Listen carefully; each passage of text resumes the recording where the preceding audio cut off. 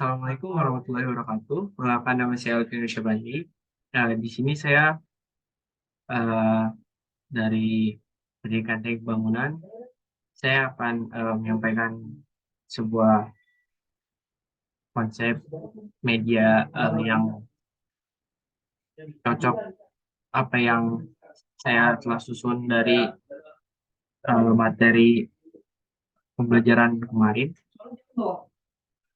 Oke, ini di sini ada pengertian dari kesehatan dan keselamatan kerja. Itu kesehatan dan keselamatan kerja yakni merupakan suatu bidang yang berhubungan dengan kesehatan, keselamatan dan kesejahteraan manusia yang bekerja di pabrik atau lokasi proyek. Yang menurut Kemenaker, itu kesehatan dan keselamatan kerja yakni upaya perlindungan yang ditunjukkan agar pekerja dan orang lain yang berada di tempat kerja atau perusahaan atau di sebuah instansi selalu dalam keadaan selamat dan sehat. Selain itu juga agar setiap sumber produksi dapat digunakan secara aman serta efisien. Nah, untuk menurut undang-undang itu kesehatan dan keselamatan kerja, setiap perusahaan wajib menerapkan sistem manajemen kesehatan dan keselamatan kerja yang terintegrasi terintegrasi dengan sistem manajemen perusahaan. Oke, selanjutnya ada jenis-jenis dari kecelakaan kerja. Yang pertama dari situasi kerja. Yang pertama ada pengendalian manajemen yang kurang, terus standar kerja yang minim, terus tidak memenuhi standar, serta perlengkapan yang gagal atau tempat kerja yang tidak mencukupi. Selanjutnya ada dari kesalahan orang, yaitu keterampilan dan pengetahuan yang minim, terus masalah fisik atau mental. Selanjutnya ada motivasi yang minim atau salah penempatan, terus ada perhatian yang kurang.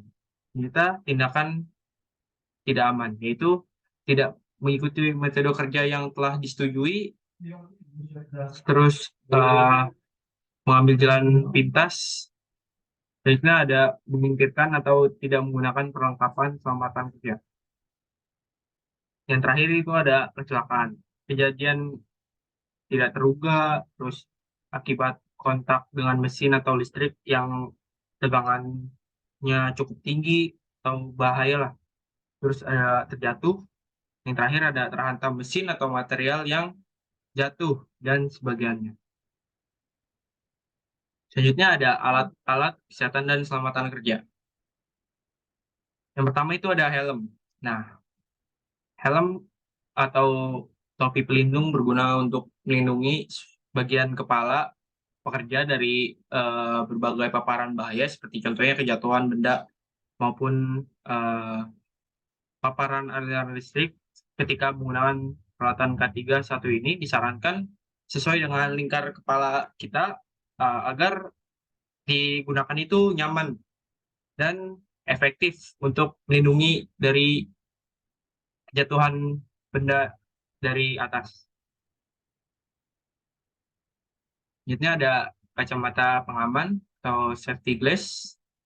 Nah, kacamata pengaman ini melindungi mata dari bahaya kemungkinan dari kena debu, terus partikel kecil atau percikan-percikan bahan kimia atau bisa juga mengurangi sinar yang menyilaukan mata. Nah, kacamata ini juga dibagi jadi dua macam. Sebenarnya ada banyak sih, cuman ini cuman beberapa aja yang kita ambil. Yang pertama itu ada safety spectacles, memiliki bentuk yang sama dengan kacamata pada umumnya, hanya dapat melindungi dari benda tajam atau partikel kecil, serta debu dan sinar. Bisa digunakan saat proses pemotongan atau menyolder. Sedangkan safety goggles bentuknya itu menempel tepat di muka dan umumnya dipakai oleh pekerja di teknisi mesin produksi agar dapat terhindar dari percikan bahan kimia, uap, debu, dan asap. Selanjutnya ada masker. Peralatan ketiga yang wajib digunakan menjadi alat pelindung dari kesehatan adalah masker sebagai pelindung dari bagian pernafasan seperti hidung dan mulut, ini dari paparan bahan eh, kayak kimia, terus debu, dan juga masker tuh kemarin kan sempat ada pandemi, jadinya membantu juga untuk ya social distancing untuk menghindari kita dari paparan bakteri yang masuk. Selanjutnya ada respirator. Alat ini juga sama sih seperti masker, cuman respirator itu digunakan di lingkungan yang potensi bahayanya tinggi, kayak di lingkungan dalam kimia. Kita ada pelindung penutup telinga atau earmuff. Untuk atau earmuff ini biasanya dipakai untuk melindungi organ pendengaran dari suara yang berfrekuensi tinggi. Earmuff juga bisa mengurangi frekuensi suara hingga 20 desibel sampai 30 desibel. Bagian yang terdiri dari bagian si earmuff ini terdiri dari headband dan air cup, itu terbuat dari bantalan busa yang dapat melindungi seluruh bagian luar dari telinga kita. Selanjutnya ada sepatu pelindung atau safety shoes. Itu berguna untuk melindungi kaki kita dari benda tajam atau misalkan ke apa terhimpit dari benda atau segala macamnya. Nah, jenis sepatu ini biasanya lebih tahan lama sehingga dapat digunakan secara optimal. Oke, untuk selanjutnya itu ada sarung tangan atau safety gloves. Peralatan ini berfungsi untuk melindungi tangan agar tidak kontak langsung dengan bahan kimia atau alat yang kita gunakan, ya seperti kayak benda tajam. Nah, itu ada 4 jenis yang biasa digunakan dalam kerja, itu ada cotton glove, leather glove, berguna untuk melindungi tangan dari sayatan, tegores, dan luka ringan. Selanjutnya ada prosedur dari K3.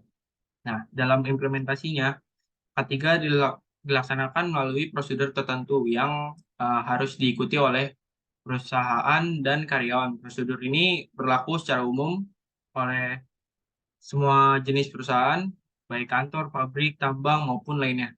Prosedur K3 adalah sebuah proses kegiatan yang wajib diikuti atau ditaati dari setiap pekerja demi menjamin keselamatan dan kesehatan pekerja sehingga pekerjaan bisa dilaksanakan hingga selesai. Untuk memastikan prosedur K3 dijalankan dengan baik, perusahaan harus menunjuk seorang sebagai pengawasnya.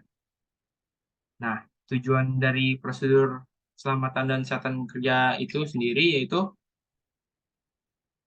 memudahkan pekerja dalam mengikuti arahan K3 untuk menghindar dari hal-hal yang kita tidak inginkan. Selanjutnya ada menjamin pekerja dapat melaksanakan tugasnya dengan aman dan tertib. Selanjutnya menginformasikan secara cepat kepada pihak lain yang terkait jika terjadi masalah saat bekerja. Selanjutnya ada melapor kejadian langsung yang mencurigakan saat di lokasi kerja. Terus memastikan setiap kerja memahami pentingnya K3 serta mengikuti prosedur yang telah ditetapkan. Yang terakhir ada menjamin setiap kelengkapan dan peralatan kerja atau alat pelindung diri atau APD dapat digunakan dengan baik serta efektif. Kita ada selain pekerja, pengawas K3 juga harus mengikuti prosedur yang telah ditetapkan. Untuknya, setelah para pekerja memulai pekerjaan yang itu melakukan pengecekan ulang untuk mengetahui apakah pekerjaan yang dilakukan itu sesuai dengan prosedur atau tidak. Selanjutnya ada melakukan patroli keamanan untuk memastikan keamanan pekerjaan dan melakukan penertiban sesuai peraturan si perusahaan atau di proyek tersebut. Terus yang ketiga ada melakukan pendataan kejadian di lapangan, termasuk mencatat apakah ada kecelakaan yang terjadi saat pekerjaan berlangsung atau tidak. Next, contoh penerapan K3 jika terjadi sebuah kebakaran. Ketika terjadi kebakaran di sebuah proyek atau lingkungan kerja, ada beberapa langkah yang dapat kita lakukan sebagai berikut. Yang pertama, hidupkan segera alarm, terus beritahu regu pemadam kebakaran, nah, dan juga pastikan setiap orang peringatkan juga setiap orang agar segera keluar dari eh, gedung atau apalah yang ada di lingkungan proyek dan sebagainya. Terus padamkan api dengan peralatan yang tersedia seperti kita menggunakan apar atau jika eh, itu tidak cukup, segeralah panggil pemadam kebakaran. Selanjutnya, bila dipandang eh, bila dipandang sudah tidak terlihat atau banyak kobaran api atau asap, itu segera juga langsung menyelamatkan diri. Selanjutnya, jangan masuk kembali ke gedung yang sedang terbakar karena itu dapat membahayakan diri kita juga. Selanjutnya, yang terakhir ini ada simbol-simbol dari K3. Untuk warna merah ini artinya itu simbol larangan, itu seperti tidak boleh, jangan, atau berhenti. Terus ada simbol warna biru, yaitu kewajiban, seperti wajib dipakai, lakukan tindakan yang ditunjukkan. Terus ada warna kuning, artinya waspada, bahaya, itu resiko bahaya atau bahaya di depan, atau misalkan kejatuhan, awas kejatuhan benda dari atas. Selanjutnya yang ketiga itu ada warna hijau, artinya keselamatan, eh, ada ya cara yang aman, terus peralatan dari P3K, terus petunjuk arah saat situasi darurat. Selanjutnya itu eh, ada warna merah juga waspada api, lokasi peralatan pemadam kebakaran atau tipe peralatan dalam pemadam kebakaran yang ada, atau selanjutnya itu ada warna putih, ada informasi seperti rambu lokasi atau informasi umum. Oke, itu saja mungkin yang dapat saya sampaikan. Eh, Apabila nanti peserta didik atau siswa terjun ke dalam sebuah proyek untuk menganalisis lah si kejadian kecelakaan yang eh, di lapangan kerja, setidaknya mereka sudah punya wawasan yang cukup lah untuk mengetahui apa saja yang harus dilakukan saat di lingkungan pekerjaan. Oke, kurang lebihnya mohon maaf. Wassalamualaikum warahmatullahi wabarakatuh.